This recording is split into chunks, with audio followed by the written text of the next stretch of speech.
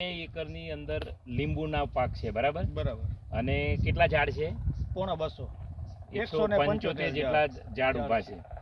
ગત વર્ષની જો વાત કરું તો તમારે આમાં કુલ નફો કેટલો બેઠો? આમ ગણો તો મણિકા થયા 900 મણ જેવા, બરાબર, અને એવરેજ 1000 જેવો ભાવ આવ્યો, બરાબર. એટલે 8,90,000 જેવાના લીંબુ થયા બરાબર. અમારે. તમે શું બીજા ખેડૂતોને શું કહેવા માંગો કે આ પાક વવાય કે આ સિઝનલ પાકોનું વાવેતર કરાય? જો આ રીતના ભાવ હાલે તો એક ખાલી 2-4 એકરનો બગીચો હોય તો વધી પડે, આ ખેતી કરાય જ નહીં. બરાબર. આમાં બીજું ખર્ચ ખેડનું કે એવું કંઈ આવતું જ નથી, બિયારણ ન જોઈએ. બરાબર. અને રનિંગ ખેતીમાં 1000 રૂપિયાના હર આંકવાના, 1000 રૂપિયાનું રોટાવેટર, ટ્રેક્ટર ને ડીઝલ જ બગાડવાનું. અહીં થોડોક વિડીયો લાવો. જો અત્યારે નવી સિઝન ચાલુ છે, લીંબુ પણ સારા બાજે છે, બહુ ફર્સ્ટ ક્લાસ છે કે નહીં?